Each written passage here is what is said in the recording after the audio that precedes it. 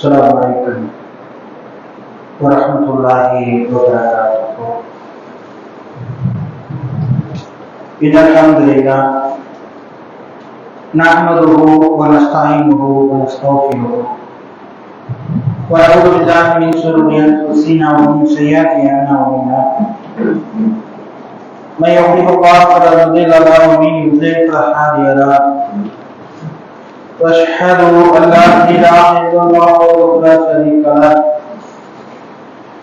واشهد ان محمدا عبده ورسوله اما بعد. يا ايها الذين امنوا اتقوا الله حق تقاته ولا تموتن الا وانتم مسلمون. அளவற்ற அருளாளனும் நிகரில்லா பெயர் அன்புடையமாகிய ஏக இறைவன் அல்லாஹ்வை போற்றி புகழ்ந்தவனாக அந்த ஏக இறைவனுடைய சாந்தியும் சமாதானமும் வற்றாத பெரும் கருணையும் ஈருலக தலைவர் முஹம்மது நபி ஸல்லல்லாஹு அலைஹி வஸல்லம் அவர்கள் மீதும் அன்னாரை பின்பற்றி வாழ்ந்த உத்தம சத்திய சஹாபாக்கள் சஹாபிய பெண்மணிகள் மீதும் தாபியங்கள் மீதும் தபோ தாபியங்கள் மீதும் இந்த உலகத்திலே வாழ்ந்து மறைந்த மூமினான ஆண்கள் மீதும் பெண்கள் மீதும் இன்னும் இந்த உலகத்திலே வாழ்ந்து கொண்டு இருக்கும் நாம் அனைவர்கள் மீதும் அந்த ஏக இறைவனுடைய சாந்தியும் சமாதானமும் வற்றாத பெரும் கருணையும் நேற்று நிலவுமா. வார்த்தைகளிலே சிறந்தது அல்லாஹ்வுடைய வேத வார்த்தை, நடைமுறைகளிலே சிறந்தது முஹம்மது நபி ஸல்லல்லாஹு அலைஹி வஸல்லம் அவருடைய நடைமுறை. மார்க்கத்திலே மிகவும் மோசமான செயல்பட புதுமையை உண்டாக்கும் ஒவ்வொரு புதுமையும் வழிகேடாகும். வழிகேடு அனைத்தும் நாளை நரகில் கொண்டு சேர்க்கும் என நபி ஸல்லல்லாஹு அலைஹி வஸல்லம் அவர்கள் தங்களுடைய ஆரம்ப சொற்பொழிவில் அந்த மனித சமுதாயத்துக்கு எச்சரித்த விஷயத்தை நான் உங்களுக்கு எச்சரித்தவனாக எனது ஜும்மாவுடைய உரையை நான் ஆரம்பம் செய்கிறேன். கண்ணியமிக்க அல்லாஹ்வுடைய நல்ல அடியார்கள், அல்லாஹ்வுடைய மாபெரும் கொண்டு நாங்கள் எல்லாம் சுதந்திரமான இந்த இந்தியாவில் வாழ்ந்து வருகிறோம். நாம் எல்லாம் இந்த சுதந்திரமாக இந்த இந்தியாவில் வாழ்வதற்கு இதற்கு முன்னால் பல சிரமங்களை, சுதந்திரத்துக்கு முன்னாடி பல தியாகங்களை இந்த சுதந்திரத்துக்காக வேண்டி மக்கள் பல தியாகங்கள் செய்திருப்பார்கள். அதுல முஸ்லிம் சமுதாய மக்கள் என்பது சுதந்திரத்துக்காக அவ்வளவு ஒரு தியாகம் செய்திருக்கிறார்கள். இந்த அளவு கூட நியூ டெல்லியில அந்த இந்தியா கேட்ட பார்த்தோம்னா இந்திய சுதந்திரத்துக்காக மரணம் அடைந்தவர்கள் பட்டியலில் பெரும்பாலான இஸ்லாமிய சமுதாய மக்களுடைய பெயர் இருக்கிறது. அந்த அளவுக்கு நாம் இந்த இந்தியாவிற்கு சுதந்திரத்துக்காக அவ்வளவு பாடுபட்டிருக்கிறோம். இன்றைக்கு நமக்கு இந்த கிடைத்திருக்கிற இந்த சுதந்திரத்திற்கு நமது முன்னோர்கள் இஸ்லாமிய சகோதரர்கள் அதிகமாக பாடுபட்டிருக்கிறார்கள். எந்த அளவுக்கு என்று சொன்னால் ஜும்மாவுடைய மேடைகளிலே ஆங்கிலேயர்களுக்கு எதிராக பயன்படுத்திக் கொண்டார்கள். அந்த அளவுக்கு இந்த இந்தியா சுதந்திரம் அடைய வேண்டும் என்று இஸ்லாம் மக்கள் மிகப்பெரிய தியாகங்களை போராட்டங்களை செய்தார்கள். அதனுடைய வெளிப்பாடு இன்றைக்கு நாம் இந்தியாவில் சுதந்திரமாக வாழ்ந்து கொண்டிருக்கிறோம். அதுபோல இந்த மார்க்கம் இஸ்லாம் என்ற இந்த மார்க்கம் நமக்கு கிடைத்திருக்கிற இந்த மார்க்கத்தில் நாம் எல்லாம் இருக்கிறோமே, இதற்கு பின்னால ஒரு மிகப்பெரிய தியாகம் இருக்கிறது.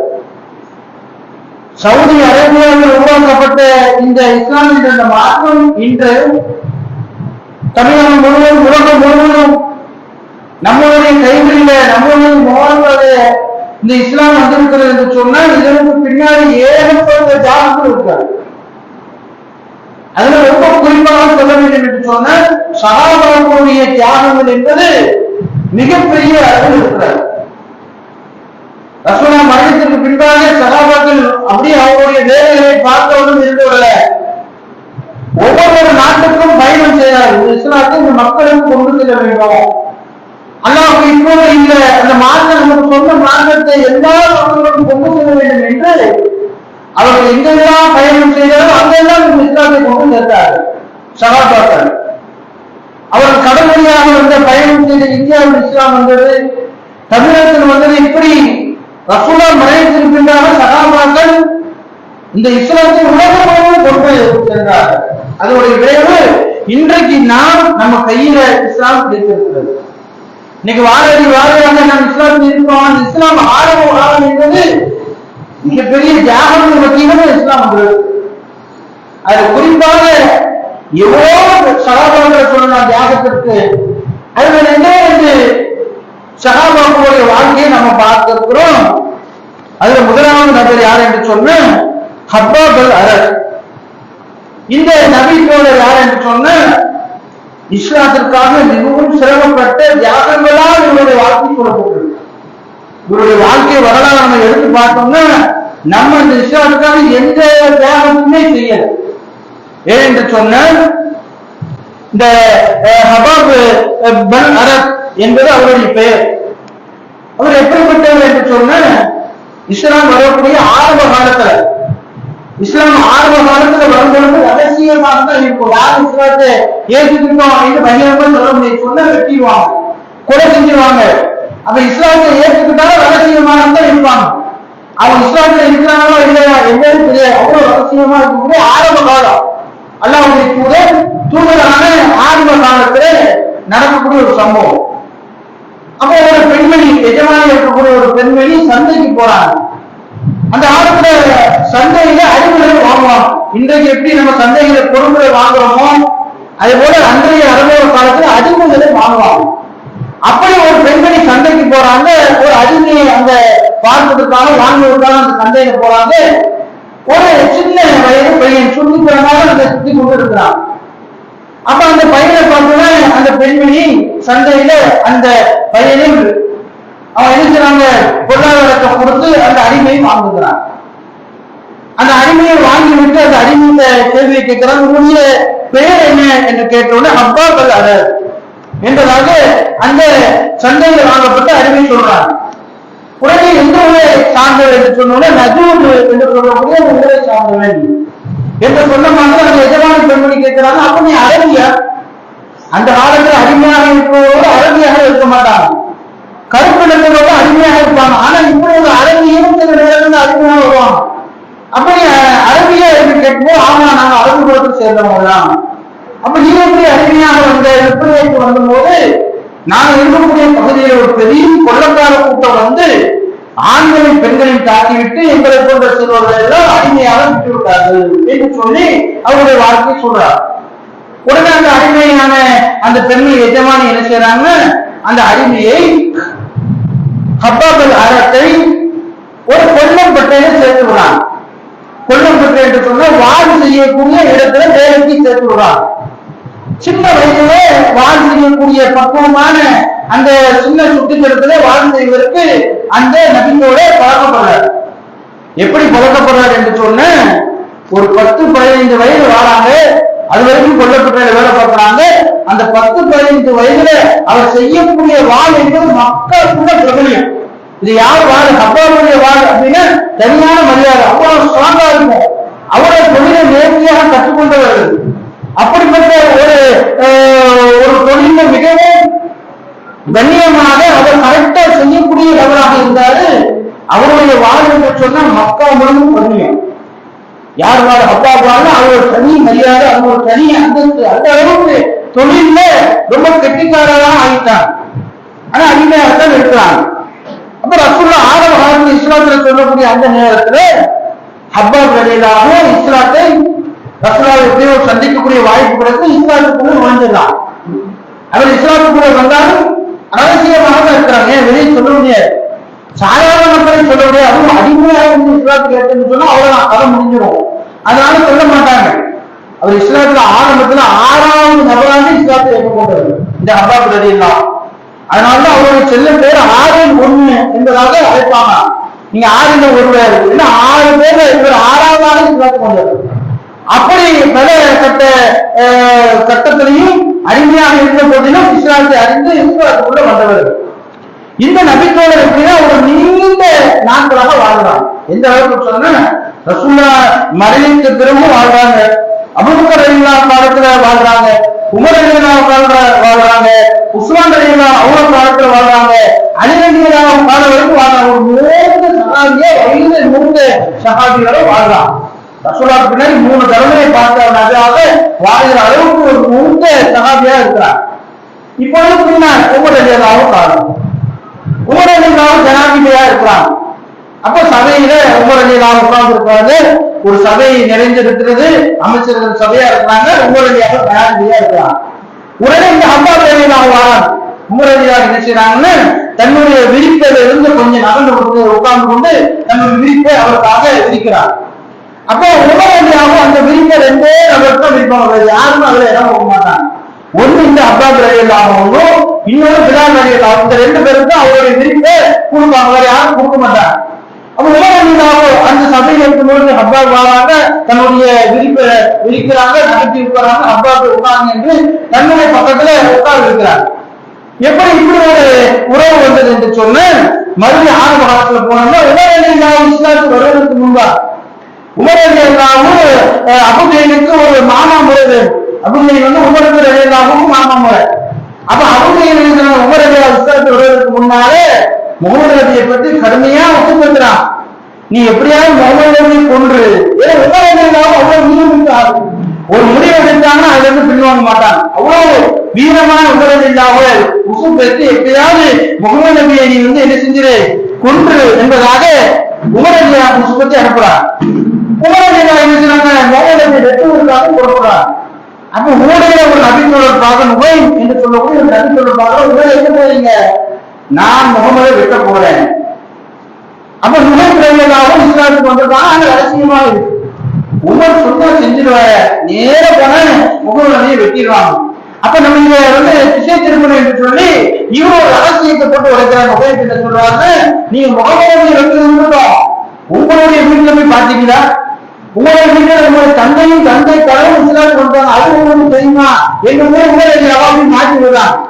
ஏன்னா இவரு நேர போய் ரத்னாவின் சொல்றோட ரத்னாவை பாதுகாப்பு என்ற நோக்கத்தை உங்களுடைய அவங்க இருக்கிறார். உங்களுடைய அவங்க தைரியமான போகணும், என்னுடைய வீட்டுல இஸ்லாமா நேர வீட்டுக்கு போறாங்க. வீட்டுக்கு போன தங்கையும் தங்கை கணவருக்கும் பாடம் நடத்தி கொண்டிருப்பது இந்த அப்பாஸ் ரலியல்லாஹு.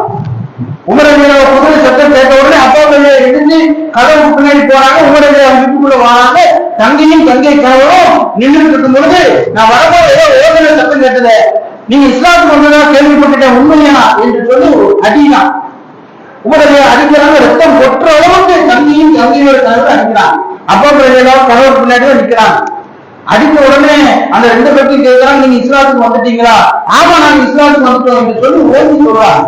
உமர் ரலியல்லாஹுக்கு இப்படி பதில் பேச மாட்டாங்க, ஏன்னா உமர் ரலியல்லாஹு வீரமிக்க ஆள், நம்ம என்ன இவ்வளவு துணிவாக பதில் சொல்ல மாட்டாங்க என்று சொல்லி அப்படியே அமர்ந்து கோபம் கொஞ்சமாக குறையுது.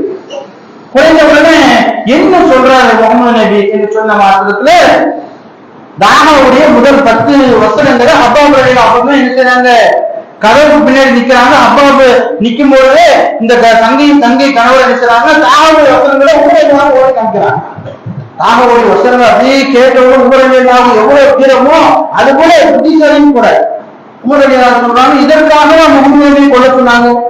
இதோட வசனங்களை பார்த்தோம்னா எந்த விதமான மோசடியான வசனமும் இல்லையே, இதற்காக முகமது நபியை கொல்லணும்னா உடனே முகமது நபியை பார்க்கணும் என்பதாக சொல்றாங்க. உடனே அந்த கதவுக்கு பின்னால் இருக்கக்கூடிய அப்பாஸ் ரலியல்லாஹு வராங்க. அல்லாஹ்வுடைய தூதர் நேற்றுதான் ஒரு பிரார்த்தனை செய்தார். என்ன பிரார்த்தனை செய்தாங்க என்று சொன்ன, இறைவன்கிட்ட கையேந்தி கேட்டாங்கன்னா, இறைவா நீ வந்து அபூஜஹலையோ அல்லது உமர் பின் கத்தாப் ரலியல்லாஹு அவர்களையோ யாரையோ ஒருவரை நீ தேர்ந்தெடுக்கிறாயோ அவரை கொண்டு இந்த இஸ்லாத்தை பலப்படுத்து என்று நேற்றைய தினம் அல்லாஹ்வுடைய தூதர் என்ன செய்றாங்க, துஆ செஞ்சாங்க. நீங்க இன்றைக்கு உங்களுடைய கால்களில் அந்த குர்ஆனுடைய வசனங்கள் விழுந்திருக்கிறது, நீங்க வாங்க முகமது நபிக்கு போன்ற கூட்டிக் கொண்ட நபர் யாருன்னா அப்பாஸ் ரலியல்லாஹு. அன்புடைய உறவுதான் பிற்காலத்துல உமர் ரலியல்லாஹு அவர்கள் பேசுறாங்க, இஸ்லாத்துக்கு வந்ததுக்கு பிறகு ஆட்சியாளர் ஜனாதிபதி ஆனதுக்கு பிறகு நம்மளுடைய விரிக்க போகிறார். இப்படி வெளிப்படுத்துறதுக்கு அந்த உறவு தான் காரணம். அப்போ ரசூலுல்லாஹ்வை அழைத்து சொன்னதே இந்த ஹப்பாப் ரலியல்லாஹு உமர் ரலியல்லாஹு. அப்ப இப்படிப்படக்கூடிய அந்த சபையில ஹப்பாப் ரலியல்லாஹு உமர் ரலியல்லாஹு சொல்றாங்க, நீங்க ஆரம்ப காலத்துல இஸ்லாத்துக்கு வந்தீங்க இல்ல, இஸ்லாத்துல வந்து ஆறில் ஒரு நபர் நீங்க இஸ்லாத்துக்கு வந்ததுக்கு எவ்வளவு தியாகங்களை அனுப்பிச்சீங்க, அந்த தியாகத்தை இந்த மக்களுக்கு சொல்லுங்க என்பதாக அந்த சபையில ஹப்பாப் ரலியல்லாஹு அவர்கிட்ட சொல்றாங்க.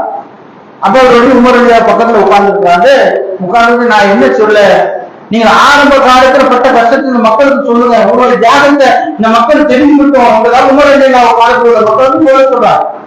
உடனே ஹப்பாப் ரலியல்லாஹு என்ன செய்யறாங்கன்னா, அப்படியே தன்னுடைய சட்டையை அப்படியே கடத்தி முதுகுல இந்த மக்களுக்கு காட்டுறான்.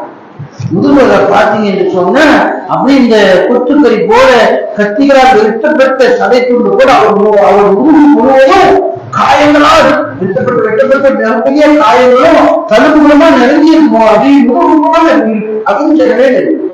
உடனே அதை காட்டி விட்டு தன்னுடைய வரலாறு சொல்றாங்க. ஆரம்ப காலத்துல அடிமையாக இருந்த பொழுது நான் என்னுடைய வாழ் வந்து மக்கள் நகரத்திலேயும் முழுவதும் ஃபேமஸான வாழ் என்னுடைய வாழ்.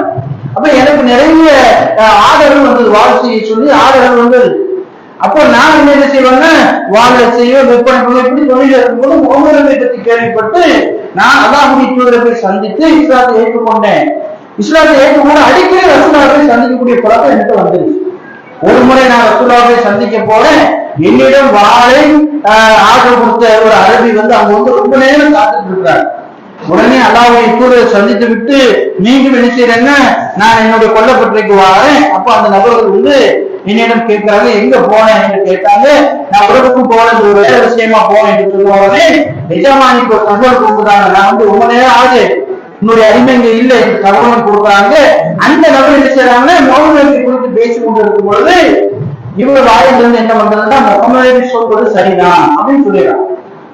உடனே அடிமையாக இருக்கக்கூடிய நீ நாங்க பேசுறத ஒன்று கேட்கிறியா, அல்லது உனக்கு யோசிக்கக்கூடிய அறிவு இருக்கிறார்? ஏன்னா அடிமை என்று சொன்ன எதுவுமே பேசக்கூடாது, சொல்லக்கூடிய வேலையை செய்யணும், குடும்பக்குறையே சாப்பிடணும். அவர் எவ்வளவு சம்பாத்தியம் பண்ணுறாரோ அவர் வந்து எஜமானிக்கு தான், அந்த அடிமைக்கு கிடையாது. அப்ப அந்த அப்படிப்பட்ட அடிமை நிலையில் இருக்கக்கூடிய நீ முகமது பத்தி நாங்க பேசுறோம், அதுக்கு நீ பதில் சொல்லியா என்று சொல்லி எஜமானி நமக்கு தகவல் கொடுக்குறாங்க. அந்த அடிமையோட எஜமானி என்ன செய்றாங்க, வாராங்க. இவர் வந்து இஸ்லாத்தை ஏற்றுக்கொண்டதாக பகிரங்கமாக சொல்றாங்க. ஆமா நான் இஸ்லாத்தை ஏற்றுக்கொண்டேன் என்று சொன்ன மாத்திரத்துல எவ்வளவு வேதனை கொடுக்கிறாங்க என்று சொன்னா, அந்த எஜமானுடைய தம்பி ஷிஃபா அப்படின்னு சொல்லக்கூடிய ஒரு நபர் அவர் என்ன செய்யறாங்க, கூப்பிட்டு விடுறாங்க. இந்த அடிமை வந்து இஸ்லாத்தை ஏற்றுக்கிட்டான், நீ வந்து இவர் என்னன்னு கேளு என்று சொன்ன உடனே எப்படிப்பட்ட கொடுமையான நிகழ்வு நடக்குன்னா, இருமலான ஆடையை அவருக்கு போட்டி விட்டாங்க. இருமலான ஆடையை அவருக்கு போட்டி விட்டு என்ன செய்யறாங்கன்னா, அப்படியே இந்த மணல் இருக்குல்ல, அரபு தேசத்துல மணல் நிறைய இருக்கும். அப்ப மணலை பொறுத்தவரை இலகுவாக கீழ் ஏறி சீக்கிரம் சூழ் ஏறிடும். அதே போல மண் என்பது சீக்கிரம் சூழ் ஆறாது. அந்த மண்ணில் இவருக்கு இரும்பு ஆடையை போற்றி அந்த மண்ணுல படுக்க வைக்கிறான். படுக்க வைத்து மேல் முழுவதும் மண்ணை மூடுறான். எவ்வளவு அரபு தேசத்துல எவ்வளவு குதிந்த நிலையில இருக்கும், அவ்வளவு வெக்கையில அவருடைய இரும்பு பிடிச்சு கொலுக்கி உள்ள அவருடைய உடம்பு அப்படி வேறு அந்த அளவு கொடுமை.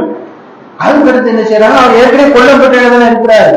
சின்ன சின்ன கல்கள் எல்லாம் அந்த கொல்லப்பட்டியில போட்டு சூடு ஏற்றி அது அப்படியே கடற்கரையில் சூடு பறக்க வரும்பொழுது அந்த கல்கள் எல்லாம் விரித்து இந்த ஹப்பாவை அது மேல வைத்து 2 நபர்கள் ஃப்ரீயா அங்கேயும் தேய்ப்பாராம். அந்த கல்லு மேல வை, அதோடைய தாக்கம் தான் ஒரு முழு அவ்வளவு பெரிய காயங்கள் இருக்கு. அவ்வளவு வேதனையும் ஆரம்பிச்ச இந்த இஸ்லாத்து வந்து என்ற ஒரு காரணத்துக்காக எனக்கு அவ்வளவு வேதனை வழங்கப்பட்டது. எந்த அளவுக்கு சொன்னா என்னுடைய உடனே வெந்து விடும். இந்த உடல்ல வந்து யாரேனும் வேலை வைத்தா உடம்பு முழுவதும் போற அளவுக்கு வெந்த சூழ்நிலை நான் இருப்பேன். அந்த சின்ன சின்ன கற்களை சூழ்நிலை என்னோட முதுகுல போட்டு தேய்ப்பார்கள். அவ்வளவு கஷ்டத்தை நான் அனுபவித்தேன். தொடர்ந்து இந்த கஷ்டத்தை அனுபவித்தேன். 1 நாள் 2 நாள் கிடையாது, தொடர்ந்து இந்த கஷ்டத்தை அனுபவித்தேன். ஒரு கட்டத்துக்கு மேல என்னால் தாங்க முடியல. நான் ஓடி வந்தேன், அல்லாஹ்வுடைய தூதரிடம் வந்தேன். அல்லாஹ்வுடைய தூதர் எனக்கு மதீனாவுக்கு அனுப்பினார்கள். நான் என்ன செஞ்சேன், மதீனாவோட அந்த சுதந்திர காற்றை நான் அனுபவிச்சேன். அவ்வளவு கஷ்டப்பட்டேன், அந்த இஸ்லாத்து வந்தேன் என்ற காரணத்துக்காக நான் அவ்வளவு கஷ்டப்பட்டேன் என்பதாக அந்த உமர் ரலியல்லாஹு சபையை அந்த மக்களுக்கு சொல்றாங்க. சொல்லிட்டு ஒரு வார்த்தையை சொல்றாங்க, பிற்காலத்துல நான் அனைத்து போர்க்களத்திலும் கலந்து கொண்டேன், பதினெட்டு காலத்துல கலந்து கொண்டேன், உகதித்து காலத்துல கலந்து கொண்டேன். என்னை காயத்துல சூடு ஏற்றினார் என்னுடைய எஜமானுடைய தம்பி. அவரு போர்க்களத்துல வெட்டப்படுறது என்ன கண்ணால பார்த்தேன். அந்த அளவு என்னை கஷ்டப்பட்டவரு என் கண் முன்னாடி வெட்டப்பட்டதை நான் பார்த்தேன். அதுக்கப்புறம் அந்த நபித்தோழர் ரொம்ப நீண்ட காலம் வாழ்றாரு. கடைசியில பொருளாதார வளர்ச்சி அடைகிறாரு. பொருளாதார வளர்ச்சி அடையும் பொழுது அவர் கையில கொஞ்சம் பொருளாதாரம் செய்யறது. அதை பார்த்து இந்த நபித்தோழர் சொல்வாரா, என் கூட இருந்த தோழர்கள் இந்த வாழ்க்கையெல்லாம் அனுபவிக்காம போயிட்டாங்க. நான் ரொம்ப நாட்கள் வாழ்றேன், ஆனா என்னிடம் கஷ்டப்பட்ட நபித்தோழர்கள் எல்லாம் சீக்கிரமாக மறைத்து விட்டார்கள் என்று சொல்லி அழுவார். எவ்வளவு தியாகத்தை சந்தித்த அந்த நபித்தோழர் வாயிலிருந்து எப்படி வருதுன்னா, நான் இவ்வளவு கஷ்டப்பட்டேன், எவ்வளவு சரிதான், ஆனா நான் இன்னைக்கு நல்லா இருக்கிறேன். ஆனா ஏன் கூட கஷ்டப்பட்டவங்க அந்த போர்க்களத்திலேயே மரணிச்சுட்டாங்க, சகிதத்திலே மரணிச்சுட்டாங்க. எப்படி கவலைப்பாரு. இஸ்லாத்துக்காக தங்களுடைய வாழ்க்கையே தியாகம் செய்தவருடைய வாயிலிருந்து வருவது நான் செஞ்சதெல்லாம் தியாகம் கிடையாது. ஏன் கூட இருந்தவர்கள் அவர்கள் சகிதாகப்பட்டார்கள், அதுதான் தியாகம். இன்னைக்கு இந்த பொருளாதாரம் எனக்கு வந்துட்ட, இதை நினைத்து நான் சந்தோஷப்படல, கவலைதான் படுகிறேன். இதையெல்லாம் அவர்கள் பார்க்கவில்லையே, அவர்கள் சொர்க்கத்துக்கு இனிமையாக போய்விடார்கள். எப்படிப்பட்ட ஒரு எண்ணத்தை பார். அப்ப அவரு அந்த நபித்தோழர் ஒரு பேரை சொல்றாங்க, முஸாப் இப்னு உமைர். முஸாப் இப்னு உமைர்லாம் இப்படி ஒரு வாழ்க்கையை வாழவே இல்லை. அவரை ஆரம்ப காலத்துல எப்படிப்பட்ட நபர் என்று முஸாப் இப்னு உமரை பத்தி சொல்ல. உமைர், முஸாப் இப்னு உமைர் என்று சொல்லக்கூடிய அந்த இளமையான இளைஞர், அவர் எப்படிப்பட்டவர், மக்கமா நகரத்துல மிகப்பெரிய செல்வந்தர். அவருடைய செல்வம் எந்த அளவுக்கு என்று சொன்னா, மக்காவில காலையில ஒரு ஆடை மாலையில ஒரு ஆடை போடலாம். அந்த அளவு பெரிய பணக்கார வீட்டுக்குள்ள உயர்தரமான அத்தர் போடுவார், சாதாரணமான அத்தர் போட மாட்டார். எந்த அளவுக்கு சொன்ன, அந்த தெருவில மணக்குமா, அந்த தெருவுல மணக்க பார்த்துட்டு சொல்லுவாங்க, இந்த தெரு மணக்கிறது அப்ப முஸைத் உமைர் வந்துட்டு போயிருக்காரு. அந்த அளவுக்கு உயர்தரமான அத்தர் தான் போடுவாரு. காலை ஒரு ஆடை, மாலை ஒரு ஆடை, இப்படி தன்னுடைய இளமை பருவத்தை ரொம்ப பொருளாதாரத்துல அதிகமான தன்னுடைய தாய் பணக்காரர் செல்வந்தர், இப்படி தன்னுடைய வாழ்க்கையை அமைத்துக் கொண்ட இளைஞர். அவரு அல்லாஹ்வுடைய தூதரை சந்திக்கக்கூடிய ஒரு வாய்ப்பு கிடைச்சா அல்லாஹ்வுடைய தூதரை சந்திக்கிறாங்க. சந்தித்த மார்க்கத்துல அல்லாஹ்வுடைய தூதரை சந்திச்சாங்க. இஸ்லாம் வந்த உடனே அல்லாஹ்வுடைய தூதரை இஸ்லாத்தை ஏற்று வைக்கிறாங்க. இந்த நபர் என்ன செய்யறாங்க, இஸ்லாத்தை ஏற்றுக்கொள்கிறார். இஸ்லாத்தை ஏற்றுக்கொண்ட அந்த செய்தி தான் தன்னுடைய தாய்க்கு கிடைக்கும். தன்னுடைய தாய் எப்படிப்பட்டவனும் மிகப்பெரிய செல்வந்தர். தன்னுடைய மகனுக்கு என்ன கேட்டாலும் கொடுக்கக்கூடிய நபராக இருந்தார். இளமையான பருவம். இஸ்லாத்துக்கு ஏற்றுக்கொண்டார் என்று கேள்விப்பட்ட உடனேயே தன்னுடைய மகனை என்ன செய்யறாங்கன்னா, ஒரு அறையில போட்டு பூட்டி கெட்டி வைக்கிறாங்க. அவருக்கு எந்த ஒரு வசதியுமே செஞ்சு கொடுக்கல. ஒரு கட்டத்துல என்னன்னா, கெட்டி வைத்து அடியும் உதவியுமாக தான் இருந்திருக்கு. மகனை வேற யாரும் குடும்பம் செய்யல, பெற்ற தாய் பிள்ளைக்கு கூட குடும்பம் செய்யறாங்க. ஏன் இஸ்லாத்துக்கு நீ போயிட்டிய, முகமது மார்க்கத்துக்கு நீ போயிட்டிய, போகக்கூடாது என்று சொல்லி அவர் அவ்வளவு துன்பப்படுத்துறாங்க. ஒரு கட்டத்துல அவர் என்ன செய்யறாருன்னா, தங்களுடைய அந்த கயிற்றுல கெட்டப்பட்டுள்ள அத்துக்கு நேரம் அல்லாஹ்வுடைய தூதருக்கு ஓடி வரா. ரசூலுல்லாஹ் சஹாபாக்கள் அமர்ந்திருக்கிறாங்க. அவர் ஓடி வரக்கூடிய அந்த நிகழ்வை பார்த்து இந்த ஹதீஸை அறிவிக்கக்கூடிய அறிவிப்பாளர் சொல்றாங்க, நாங்கள் அவருடைய நிலைமையை பார்த்து அழுது விட்டோம், கண்ணீர் வடிச்சிட்டீர்கள். ஏன்னா அவர் ஒரு காலத்துல எப்படிப்பட்டவர்னா, காலையில ஒரு ஆடை, மாலை ஒரு ஆடை, அப்படி அவர் நடந்து போன அந்த வீதியை மணக்கக்கூடிய வகையில் இருந்தவர் இஸ்லாத்தை ஏற்றுக்கொண்டார் என்ற காரணத்தினால அவர் எந்த நிலையில எங்களிடம் வந்தார் என்று சொன்ன, ஆடைகள் எல்லாம் அழுக்கப்பட்டு கிழிஞ்ச நிலையில, பார்ப்பதற்கு அழகான நிலையில அவர் ஓடி கொண்டு நின்றார். அல்லாஹ்வுடைய தூதர்கிட்ட, அல்லாஹ்வுடைய தூதரே, நான் இஸ்லாத்துக்கு வந்தது என்று தெரிந்தவுடன் என்னுடைய தாய் நீங்க கூட கொடுமைப்படுத்துறாங்க என்று சொன்ன மாத்திரத்துல, அல்லாஹ்வுடைய தூதர், இனிமேல் நீங்க இருக்க வேண்டாம், நீ என்ன செய், நீ மக்கள் மதீனாவுக்கு சென்று விடு, நான் பின்னால மதீனாவுக்கு உன்னை சந்திக்கிறேன் என்று சொல்லி என்னை மதீனாவுக்கு, அவரை மதீனாவுக்கு அனுப்பி வைத்தாங்க. ரசூலுல்லாஹ் ஒரு இளமையான பருவம், அவர் நினைச்சிருந்தா எப்படினாலும் வாழலாம். ஆனா அவர் எப்படி வாழ்ந்தார் என்று சொன்னா, மதீனாவுக்கு போறாரு. மதீனாவுல இஸ்லாத்தை சொல்லாத கதவுகளே கிடையாது. ரசூலுல்லாஹ் வருவதற்கு முன்னாடியே மதீனா முழுவதும் இஸ்லாத்தை கொண்டு சென்றவர் இந்த முஸாப் இப்னு உமைர் என்று சொல்லக்கூடிய இந்த இளைஞர். அவர் வயது மூத்தவர் கிடையாது. ரசூலுல்லாஹ் வருவதற்கு முன்னாடி ஹிஜ்ரத் செய்து மதீனாவுக்கு முதலாக வந்தவர் மதீனா முழுவதும் இஸ்லாத்தை கொண்டு சேர்த்துட்டார். ரசூலுல்லாஹ் பிற்காலத்தில் ஹிஜ்ரத் செய்து மதீனாவுக்கு வராங்க. இஸ்லாம் சொல்லாத எந்த வீடும் இல்லை.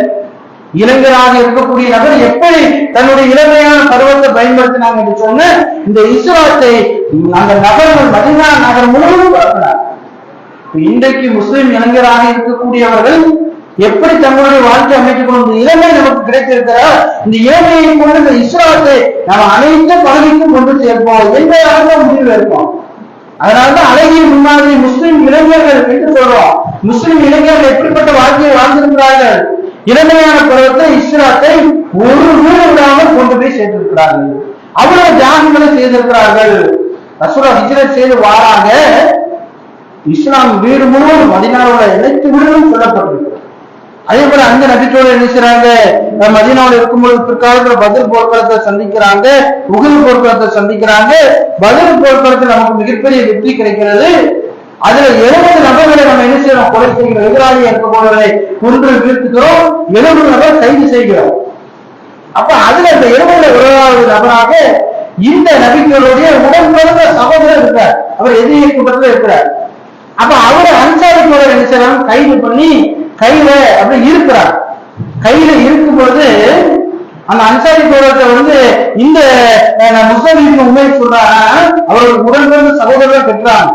கெட்டபோது சொல்றாங்க, நீங்க நல்ல விருப்பமாக கெட்டு அவருடைய தாய் மிகப்பெரிய செல்வந்தர். யார் சொன்னாங்க, தன்னுடைய உடன் பிறந்த சகோதரர் எதிராளியாக இருக்கக்கூடியவரை கைது செய்யப்பட்ட அன்சாரி தோழத்தை இறுக்கி கட்டுங்க, நல்ல இறுக்கி கட்டுங்க என்று சொல்றாங்க. அன்சாரி தோழர் நினைச்சாங்க, ஒரு இறுக்கி கட்டும் பொழுது உடனே அந்த சகோதரர் சொன்னாரா, நீ எதுவும் சொல்லாம இருந்தா கூட நீ ரொம்ப இவ்வளவு இறுக்கி கட்டியிருக்க மாட்டாங்க, நீ என்னோட சகோதரன் என்று உன்னுடைய சகோதரர் கூட எனக்கு உன்னுடைய பரிந்துரை இல்லையே, நான் உன் சகோதரன் தானே என்று சொல்றாங்க. அப்போ இந்த முஸ்லிம் உண்மை சொல்றாங்க, நீ என்னுடைய சகோதரன் கிடையாது, உன்னை பெற்றார் இந்த அன்சாரி தோழர், அவர்தான் என்னுடைய சகோதரர், நீ என்னுடைய சகோதரன் கிடையாது என்று சொல்ற அளவுக்கு அவ்வளவு இந்த இஸ்லாத்துக்காக தியாகம் செய்து நபி தோழர். ஒரு காலத்துல நினைச்சார், ஓர் போர்க்களத்துல ஷஹீதுடைய அந்தஸ்து போர்க்களத்துக்கு போறாரு, மரணிக்கிறார். இந்த சம்பவத்தை இந்த ஹப்பாப் ரலியல்லாஹு சொல்றாங்க, ஒரு தியாகங்கள் செய்தவரு கடைசியில நான் அந்த போர்க்களத்திலே ஷஹீதானவர்கள். இப்படிப்பட்ட வாழ்க்கையை சஹாபாக்கள் வாழ்ந்திருக்கிறாங்க பாருங்க. இந்த இஸ்லாத்திற்காக ஏகப்பட்ட தியாகங்களை அவர்கள் செய்திருக்கிறார். இந்த இஸ்லாம் வளர வேண்டும் என்பதற்காக தங்களுடைய பொருளாதாரத்தில் இருந்தவர்கள், தங்களுடைய குடும்பங்களை இழந்தவர்கள், தங்களுடைய பிள்ளைகளை இழந்தவர்கள் தங்களுடைய உயிரை மாய்த்துக் கொண்டார். மாய்த்துக் கொண்டார் போர்க்களத்தில் உயிரை விட்டார், சதீனுடைய அந்தஸ்தை பெற்றார்கள். அப்போ நாம் இந்த இஸ்லாத்துல இருக்கக்கூடிய நாம் இந்த இஸ்லாத்துடைய வளர்ச்சிக்காக என்ன தியாகம் செய்கிறோம்? இந்த இஸ்லாம் நமக்கு இன்னைக்கு நம்ம கையில கிடைச்சிருக்கு என்று சொன்ன இவ்வளவு பெரிய தியாகங்களுடைய வரலாறு. நான் சொல்றது வெறும் 2 நபிகளுடைய வரலாறு.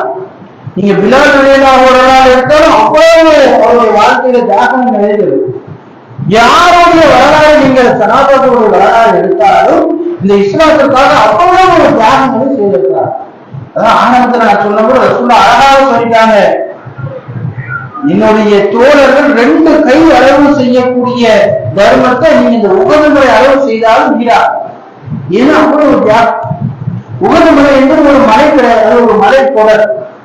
நீங்க என்னதான் நீங்க அமல்கள் செய்தாலும், என்னதான் தான தர்மங்கள் செய்தாலும், என்னதான் இந்த இஸ்லாத்துக்காக நீங்க செய்தாலும் யாரை சொல்றாங்க, நம்மளோட சொல்றாங்க. உலகம் அழிவு வரக்கூடிய முஸ்லிம்களை பார்த்து சொல்றாங்க, நீங்க எவ்வளவு செய்தாலும் என் தோழர்கள் 2 கையில் செய்ததுக்கு வீடா. அவ்வளவு தியாகங்களை இஸ்லாத்துக்காக அவர்கள் தியாகம் செய்தார்கள்.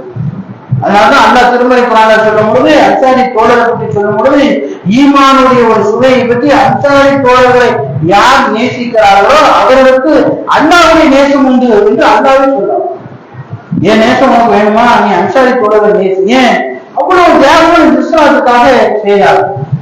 இந்த இஸ்லாம் நமக்கு கிடைக்கிறது என்று சொன்ன இன்றைக்கும் இஸ்லாமுடைய மாற்று சட்டத்திட்டங்கள் தெரியாம எத்தனையோ குடும்பங்கள் இருக்கிறார்.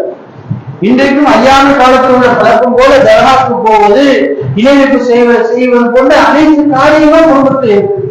அப்ப நமக்கு கிடைச்சிருக்கிற இஸ்லாத்தை கொண்டு அந்த மக்களுக்கு சொல்ல வேண்டுமா இல்லையா? அதற்காக நம்ம என்ன தியாகங்கள் செய்யணும்? நமக்கு இந்த இஸ்லாம் கிடைப்பதற்கு மிகப்பெரிய தியாகங்கள் செய்த சஹாபாக்களுடைய நிலைமையை நம்ம சற்று உணர்த்தி பார்க்க வேண்டும். இந்த இஸ்லாத்துக்காக நான் இந்த வேலையை செய்தேன், நான் என்னுடைய முடிந்த உதவியை நான் இந்த இஸ்லாம் வருவதற்காக செய்தேன். உலகத்துக்காக போராடுறோம், குடும்பம் குட்டிகளை விட்டு வெளிநாட்டுக்கு போனாதான் பொருளாதாரம் சொன்ன அனைத்தையும் விட்டு வெளிநாட்டுக்கு போறோம். பிள்ளைகளை பிறந்திருக்கும் குழந்தை பார்த்துருக்க மாட்டாரு, வெளிநாட்டுல போய் கஷ்டப்படுவாரு. லீவு இப்ப கிடைக்காது, ஒரு வருஷம் கழிச்சுதான் கிடைக்கும். ஒரு வயதுதான் தன்னுடைய குழந்தையை பார்ப்பாரு. அந்த அளவு இந்த உலகத்திற்காக சிரமப்படக்கூடியவர்கள் இஸ்லாத்திற்காக எந்த சிரமமும் எந்த தியாகமும் பண்ணலையே. ஒரு திருமணை கூட்டம் நடக்க அதுக்கு ஏற்பாடு செய்வோம் என்று சொன்ன எனக்கு அந்த வேலை இருக்கு இந்த வேலை இருக்கு, மார்க்கத்தை சொல்வதற்கு எந்த தியாகமும் செய்யக்கூடிய விதத்துல நம்ம முன்னுரிமை கூட்டவே மாட்டோம். இப்போ எவ்வளவு தியாகங்கள் மத்தியில் இந்த இஸ்லாம் நமக்கு கிடைத்திருக்கிறது. அப்ப இந்த இஸ்லாத்தை நம் மக்களுக்கு சென்று போனோம். அதற்கு என்னுடைய தியாகம், நான் என்னுடைய உடல் உழைப்பை கொடுப்பேன். என்னால முடியல என்னுடைய பொருளாதாரத்தை கொடுப்பேன், இல்ல என்னால முடியல நான் 2 பேரை கூப்பிட்டு இப்ப இந்த மாதிரி நாட்டு பிரச்சாரம் கலந்து ஒரு மார்க்கத்தை தெரிந்து என்று நான் சொல்லுவேன். ஏதோ வகையில இந்த இஸ்லாமிய மக்களுக்கு கொண்டு சேர்ப்பதிலே என்னுடைய பங்களிப்பு இருக்கும் என்பதாக நம்ம ஒவ்வொருவரும் நினைக்கிறது. அப்படி இருந்தால்தான் அல்லாஹ்வுடைய நேசம் நமக்கு கிடைக்கும். அப்படி இருந்தால்தான் நமக்கு நாளை மறுமையில் மிகப்பெரிய வெற்றி கிடைக்கும். இந்த இஸ்லாம் நமக்கு கையில கிடைத்திருக்கு என்று சொன்னார், பல தியாகங்கள் மத்தியில கிடைத்திருக்கிறது. இந்த இஸ்லாம் அனைத்து மக்களுக்கும் கொண்டு செல்ல வேண்டும் என்று சொன்னார். நான் நம்முடைய தியாகத்தை இந்த இஸ்லாத்துக்காக செய்ய வேண்டும் என்று கூறி என்னுடைய முதல் முறையை நான் நிறைவு செய்ய வாங்கி போனான். ஒரு சுந்தரி பாதிக்கிறார்.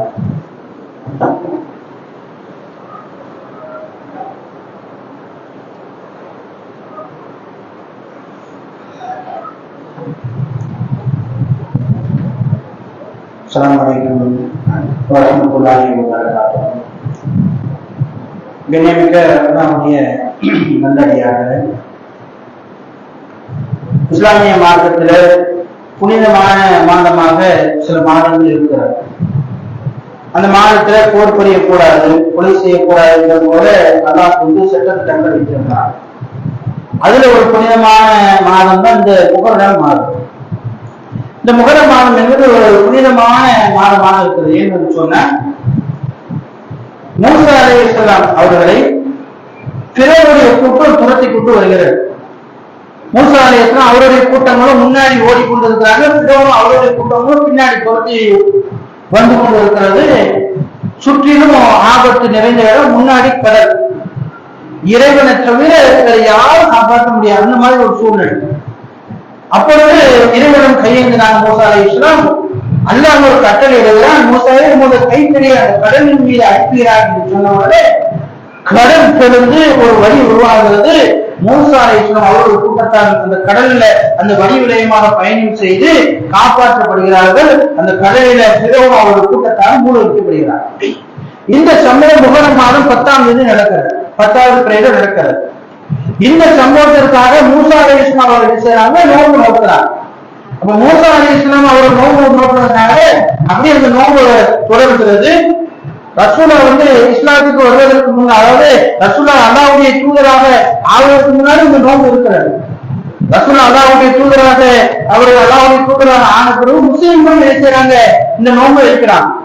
ஆனா ரசூலா எங்களுக்கு அப்போ வைத்தாங்க என்று சொன்ன அந்த காபாவுடைய திருச்சிலை மாற்றப்படுறது முஹர்ரம் 10வது நாள். அப்ப அன்றைக்கு என்ன செய்யலாம், ரசூலா வந்து அந்த நோன்பு நோக்குறாங்க. பிற்காலத்துல ஹிஜ்ரி 2ஆம் நாள் ரசூலா வந்து மதீனாவுக்கு போன ஹிஜ்ரி செய்த 2ஆம் நாள் ரமலானுடைய நோன்பு நமக்கு எல்லாம் கடமையாக்கப்படுகிறது. இப்ப ரமலான் நோன்பு கடமையாக்கப்பட்ட உடனே ரசூலா சொல்றாங்க, அந்த முஹர்ரம் மாதம் 10ல நம்ம உங்களெல்லாம் கடமையாக நோன்பு வைக்க சொல்லியிருந்தேன், நான் ரமலான் கடமை ஆயிட்டு, அதனால இந்த முஹர்ரம் 10ஆவது நாள் என்ன செய்யுங்க, நீங்க நோன்பை சுமத்தாக ஆக்கிக் கொள்ளுங்கள். யார் முடியல அவங்க வைங்க, யார் முடியலையோ அவங்க வைக்க வேண்டாம் என்று ரசூலுல்லாஹி ஒரு முடிவுக்கு வராங்க. ரசூலுல்லாஹுடைய கடைசி மரணத்திற்கு முந்தின வரலாம். அப்போ யூதர்களும் நோன்பு வைத்திருக்காங்க, கிறிஸ்தவர்களும் நோன்பு வைத்திருக்கு ரசூலுல்லாஹுக்கு தெரிய வருது. அப்போ அவங்களே நோன்பு வைத்திருக்காங்க என்று சொன்ன மூசா அலைஹிஸ்ஸலாம் அவர்களை அல்லாஹ் வந்து பிறருடைய கூட்டத்திலிருந்து காப்பாற்றிருக்கா, அவர்கள் நோன்பு வைத்திருக்காங்க என்று சொன்ன உடனே ரசூலுல்லாஹ் சொல்றாங்க, மூசாவுடைய விஷயத்துல அவர்கள் ரொம்ப நெருக்கமாக நாம தான், யூதர்கள் கிடையாது. மூசா அலைஹிஸ்ஸலாம் அவர்கள் ரொம்ப உறவாக கூடியது நாம தான். அப்ப நாம் அந்த நோன்பை வைக்க வேண்டும் என்று சொல்லி ரசூலுல்லாஹ் சொல்றாங்க, முஹர்ரம் 10ல நம்ம அனைவருமே அந்த நன்றி செலுத்துவதற்காக மூசா அலைஹிஸ்ஸலாம் காப்பாற்றப்பட்டதற்காக நாம் இந்த விஷயம் நோன்பு வைப்போம் அப்படின்னு சொல்லி நோன்பு வைக்கிறாங்க. அப்ப அது கொஞ்ச நாளுக்கு போனதுக்கு அப்புறம் ரசூலுல்லாஹ்ட்ட சஹாபாக்கள் ஒரு கேள்வி கேட்கிறாங்க, அல்லாஹ்வுடைய தூதர் இதே நாள்ல தான் யூதர்களும் கிறிஸ்தவர்களும் நோன்பு வைத்திருக்காங்க, அப்ப அவர்களுக்கும் நமக்கும் மார்க்கம் வேறு தானே. அப்ப அவர்களுக்கு நம்ம பின்பற்றுறது போல ஆகிவிடுமே என்று சொன்ன உடனே ரசூலுல்லாஹ் சொல்றாங்க அவர்களுக்கு மாறு செய்ய வேண்டும். அப்போ 10 மட்டும் வைக்க வேண்டாம், 9 10 சேர்த்து நம்ம வைக்கணும். இன்ஷா அல்லாஹ் அடுத்த வருடம் நான் இருந்தால் 9 10 நான் நோன்பு வைப்பேன். இதுக்கு பரிகாரமாக ரசூலுல்லாஹ் சொல்றாங்க ஓராண்டு முந்திய பாவங்கள் மன்னிக்கப்படுகிறது என்று நான் எதிர்பார்க்கப்படுகிறேன் என்பதால் நான் உங்களுக்கு சொன்னான். ஆனா அடுத்த வருஷம் ரசூலுல்லாஹ் இல்ல மறைச்சிட்டான். ஆனா ரசூலுல்லாஹ் நமக்கு சொல்லிட்டு போனது யூதர்களுக்கும் கிறிஸ்தவர்களுக்கும் நீங்க மாறு செய்யுங்கள், பிறகு 9 10 சேர்த்து நீங்க நோன்பு வைங்க. சுமத்தான நோம்புதான். இந்த நோம்புடைய பரிகாரம் ஒரு வருட பாவ மன்னிப்பு கிடைக்கும், சிறு பாவ மன்னிப்பு உங்களுக்கு கிடைக்கும். மூசா அலைஹிஸ்ஸலாம் அவர்களை பிறோன் காப்பாற்றியதற்காக இந்த நோம்பை நம்ம வைக்க வேண்டும் என்பதாக ரசூலுல்லாஹ் நமக்கு கற்றுத் தந்திருக்காங்க. அப்ப அதன் அடிப்படையில் நாளைக்கும் நாளை மறுநாள் முகரம் 9 10 நாளை மறுநாள் நம்ம நோம்பு வைக்க வேண்டும். இந்த நோம்பு என்பது மூசா அலைஹிஸ்ஸலாம் அவர்களை அல்லாஹ் பிறோனை காப்பாற்றுவதற்கு நன்றி செலுத்தும் விதமாக நாம் இந்த நோம்பு வைக்கிறோம். இந்த நோம்பு கொண்டு பரிகாரமாக ஒரு ஆண்டு சிறு பாவங்கள் நமக்கு மன்னிக்கப்படுகிறது, பெரும் பாவங்கள் நம்ம இருபுறம் வேண்டி இறைவனை நாம் மன்றாடி கேட்டாலும் அல்லாஹ் பெரும் பாவங்களை மன்னிப்பான். அப்ப இந்த சிறு பாவங்களை மன்னிக்கப்படுகிற நோம்பை நாம் இன்ஷா அல்லாஹ் நாளையும் நாளை மறுநாள் வைக்க வேண்டும். இதுதான் இஸ்லாம் நடந்த சமூகமாக இருக்காது. அது எல்லாம் இஸ்லாமிய மார்க்கத்துல எப்படி இருக்குன்னா, இந்த முகரம் மாதம் ஒரு கூடை குறைத்த மாதம் போல இந்த முகரம் மாதத்துல கரிமீன் சாப்பிடக்கூடாது, கல்யாணம் பண்ணக்கூடாது என்பது போல கிட்டத்தட்ட அனாச்சாரங்களே நம்மளுடைய மார்க்கத்தை முன்னால் இருக்கிறவர்கள் இப்ப இருக்கக்கூடியவர்கள் இன்றைக்கு முஸ்லீமாக இருக்கக்கூடிய செய்து வருகிறார். இந்த மாதத்துல மீன் எடுக்கக்கூடாது, சாப்பிடக்கூடாது, கரிமீன் செய்யக்கூடாது, கல்யாணம் முடிக்கக்கூடாது, குலக்கட்ட பெண்ணா என்பது போல மிகப்பெரிய விதத்திலையும் ஆச்சாரத்தை அறிவித்திருக்காங்க. காரணம் என்ன என்று சொன்ன அவருடைய மகனார் ஹசன் ஹுசைன் அவர்கள் முகரம் 10 கொல்லப்பட்டார்கள். அது வரலாறு இருக்கு. ஆனால் எந்த ஒரு மனிதராக இருந்தாலும் அவர் மறைந்த 3 நாட்கள் தான் துக்கம் அனுசரிக்கப்படும். அவர் இறந்த 3 நாட்கள் அந்த துக்கம் குடும்பத்தால் அனுசரிக்கப்படுகிறது. 3 நாட்களுக்கு முன்பாக இயல்பான வாழ்க்கை நம்ம பார்க்க வேண்டும். நம்முடைய குடும்பங்கள் அப்பா இருந்தாலும் அம்மா இருந்தாலும் பிள்ளைகள் இருந்தாலும் யார் இறந்தாலும் 3 நாள் துக்கம். அதுக்கு பிறகு பிள்ளையே நான் நினைச்சிட்டு இருக்கேன், மனைவியே நான் நினைச்சிட்டு இருக்கேன், அம்மாவே நான் நினைச்சிட்டு இருக்கேன், என்னோட வாழ்க்கையை பார்க்காம இருக்கக்கூடாது. இஸ்லாம் 3 நாள்கள் துக்கம் அனுசரிக்கணும். அப்படி ஹசன் ஹுசைன் அவர் மறைத்தாலும் 3 நாட்கள் தான் துக்கம். ஆனா இன்னைக்கு யூதர்கள் செய்கிற என்ற பேர யூதர்கள் சேர்க்கிற விஷயனால கத்திகளால அப்படி மேல்களை வெட்டு வரும், ரத்தங்களை கொட்டு வரும். ஏன் என்று சொன்ன ஹசன் ஹுசைன் ரத்தத்தை கொட்டினாங்க, அதனால நான் அதை நினைவுமா என்று அவர்கள் செய்வோம். இவர்கள் இருக்கிறோம் ஹசன் ஹுசைனுக்காக நம்ம குழப்பத்தை வைத்து பார்க்கிறோம். இது என்ன இஸ்லாத்தில் இல்லாத அனாச்சாரமான விஷயங்கள் இருக்கிறது. இது ஒருபோதும் இஸ்லாம் சமுதாயம் செய்யக்கூடாது. அப்ப இது ஒரு முகரம் மாதம், ஒரு புனிதமான மாதமாக இருக்கிறது. அப்ப அந்த ஹசன் ஹுசைன் அவ்வளவு மறைவுக்கும் இந்த மாதத்துக்கு எந்த சம்பந்தமும் கிடையாது. துக்கம் அனுசரிக்கக்கூடிய நாள் 3 நாட்கள் தான். அப்படி பார்த்தா அதிரஞ்சாலும் அநியாயமா தான் கொல்லப்பட்டாங்க. அதுக்கு முன்னால் எத்தனையோ சகாபாக்கள் அநியாயமா தான் கொல்லப்பட்டாங்க. நபிமார்கள் எத்தனையோ பேர் அநியாயமாக கொல்லப்பட்டார்கள். அதற்கெல்லாம் ரசூலுல்லாஹ் துக்கம் அனுசரிக்கணும் என்று சொல்லி ரத்தங்கள் காயங்கள் எதுவும் செஞ்சாங்களா? இல்லை. அப்ப இதெல்லாம் மார்க்கத்தில் இல்லாத புதுமையான விதத்தினால் இருக்கிறது. அப்ப இந்த மாதிரியான விஷயத்தை நாம் ஒருவரும் செய்யக்கூடாது. இந்த மாதம் ஒரு சிறப்புக்குரிய மாதமாக இருக்கிறது. இது அல்லாஹ்வுக்கு நன்றி செலுத்தக்கூடிய வகையில மூசா அலைஹிஸ்ஸலாம் அவர்கள் காப்பாற்றப்பட்ட முகரம் 9 10 நாம் நோன்பு வைப்போம் இன்ஷா அல்லாஹ். கூறி என்னுடைய உரையை நான் நிறைவேற்றக்கூடிய வாய்ப்பு அல்ஹம்துலில்லாஹ்.